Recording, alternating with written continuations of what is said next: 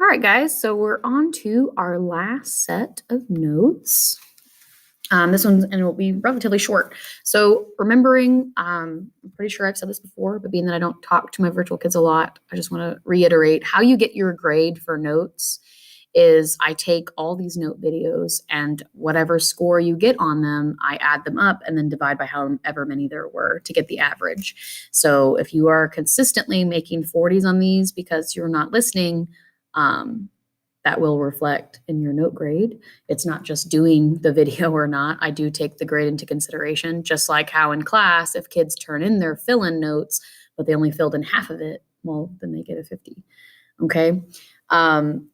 So moving forward, not this week, because I didn't say this before, but in the future, I'm having an issue with students obviously not listening to these note videos, and students in class not taking notes like, oh, it's just a day, or just like it's just one daily grade. So I am going to bump it up to 2 daily grades. I was going to make it a test grade, but I realized that because of the way they changed the grading this 6 weeks or this year, tests are actually not worth quite as much anymore. And actually daily grades are worth a lot. So it's probably going to be more impactful actually if I just count it twice. And we spend weeks on them. So they are worthy of a double grade. All right. So let's begin these notes. And if you're wondering why I'm so black, it's black out here at school. Okay. So legal considerations.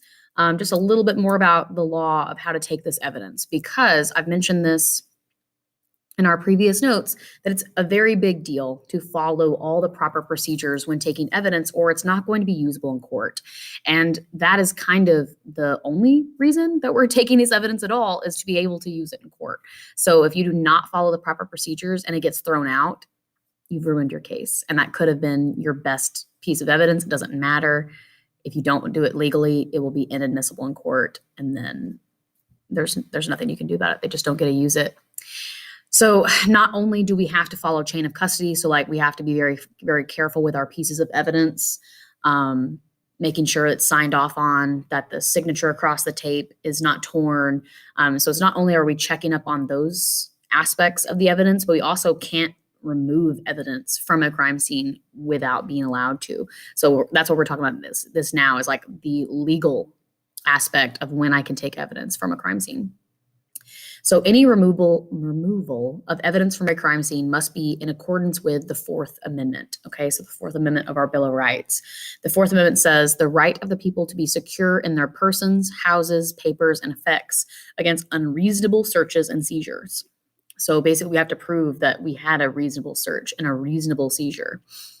Shall not be violated, and no warrant shall issue but upon probable cause, so that we can't just issue a warrant willy-nilly. There has to be a lot of evidence kind of already pointing towards a person before someone will issue you a warrant to be allowed to go search their property. Supported by an oath or affirmation, and particularly describing the place to be searched and the persons or things to be seized. So like the warrant it has to be very specific. It has to describe the place that's going to be searched and the things that I'm allowed to take.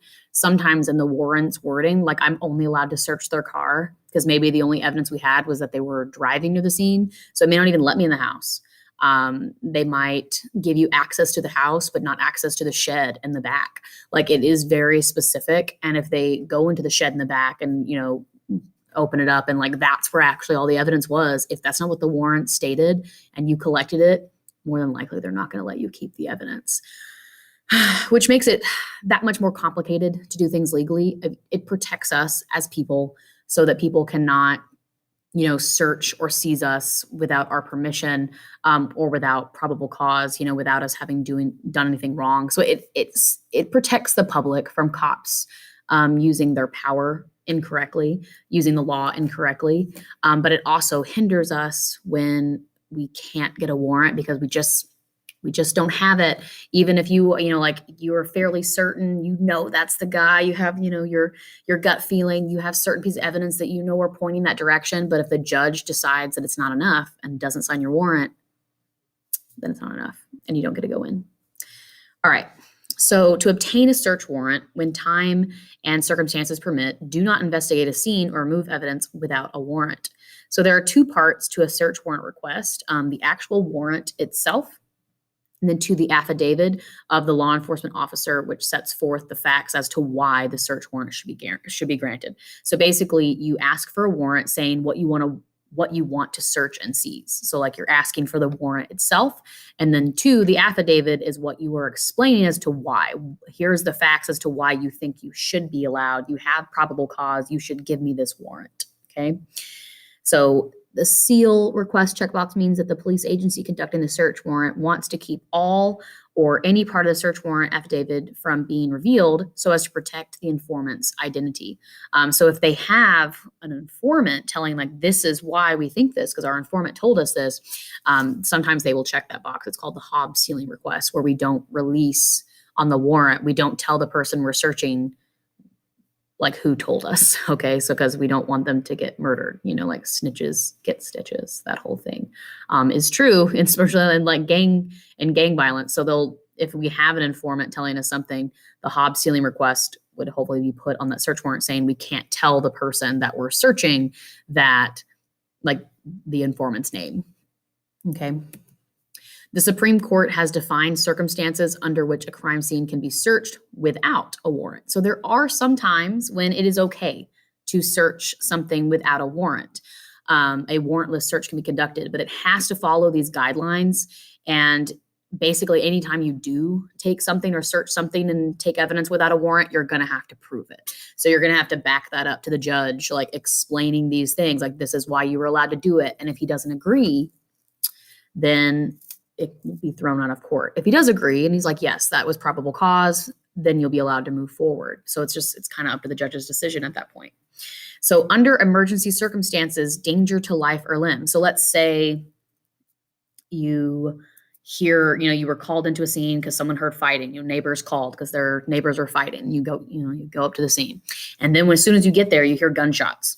Okay, emergency situation. You're hearing gunshots being fired inside the house. You run inside the house and you see him standing over the body. He has the gun in his hand. He drops the gun down and runs. Okay, well, you were allowed to take that gun. You saw him do it. You were allowed to enter the home without permission because of the emergency circumstances. If there is immediate danger of loss of destruction of evidence. So if you know that they're about to light it on fire, like they're telling you that. They're saying, like, maybe you're on the phone with the person that you're trying to get to come out of the house. He's like, no, I'm going to burn it all down. Like maybe he has, I don't know, maybe he's stolen property and his stolen property is in the house and he's about to burn it. And you know that evidence will be lost. If you know for a fact that the evidence you were trying to seek is at danger of being destroyed, and you have proof of that, which would be pretty few circumstances, then you can barge in. And if you see the evidence, you can now collect it. If there is probable cause, the search of a person and their immediate property is in conjunction with a lawful arrest. Now, we've talked about probable cause before. Probable cause is pretty vague, okay? So I'm going to explain that more. I guess I'll have to go back into one of our assignments.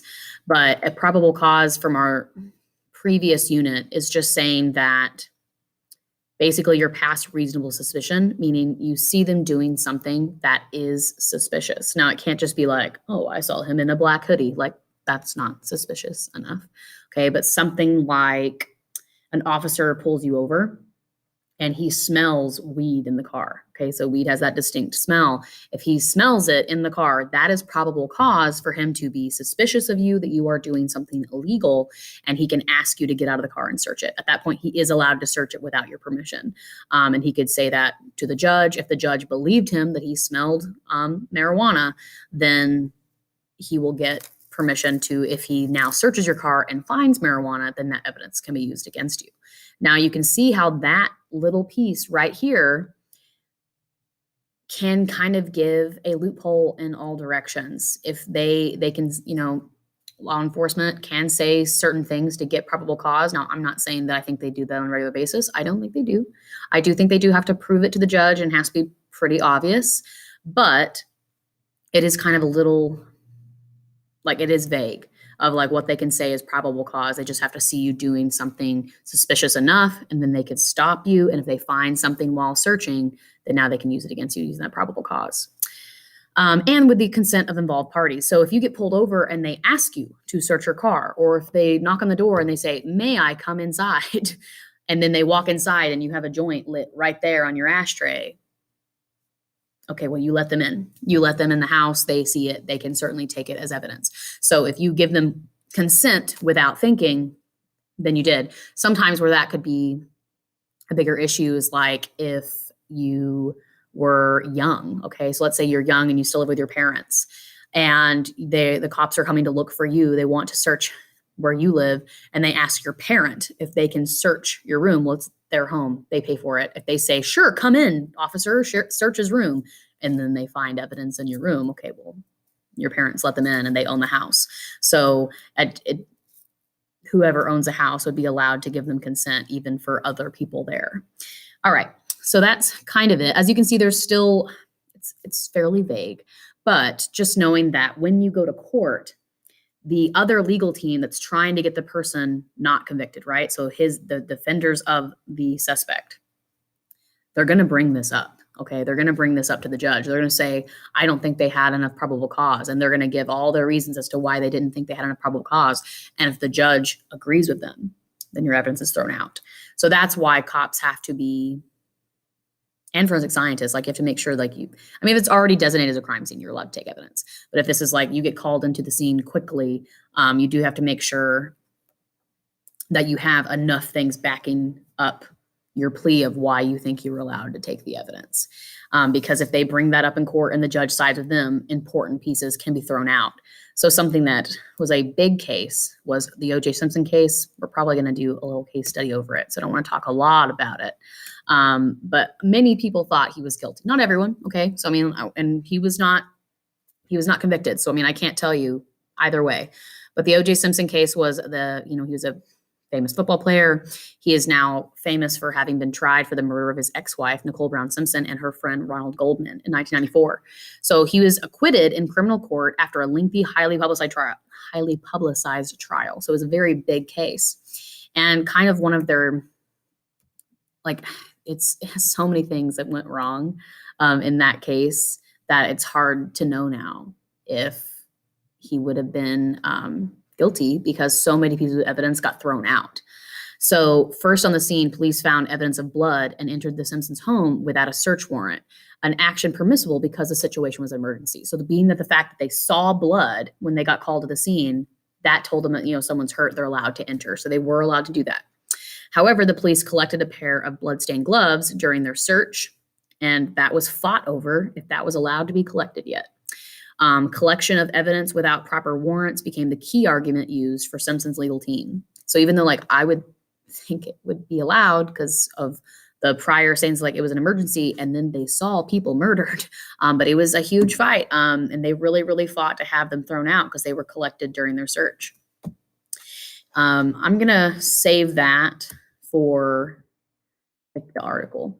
But if forensic evidence is to be admissible in court, the highest professional standards have to be used at the scene. So if there's anything that they can prove that you just didn't completely have authorization to do that, and they fight, the lawyer is a better lawyer, and he convinces the jury, convinces the judge to throw them out, they can be thrown out.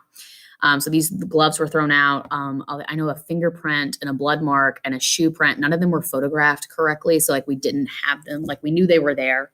People said they were there, but no one photographed them correctly, and they were cleaned up before anyone could get to them. So it was a whole mess of a case, and he did get acquitted when he was the only real suspect. Now that doesn't mean he did it. Maybe he didn't. He was acquitted, but they did a terrible job. As forensic scientists there, they did a terrible job. As cops on the scene, it was not handled legally. It was not handled correctly. People did not follow chain of custody. A lot of the reason why the gloves got thrown out, they had windows of time where the gloves couldn't be accounted for. So all problematic in that case. All right, so we are done with notes. I will be grading it soon, so make sure you have your other note videos done.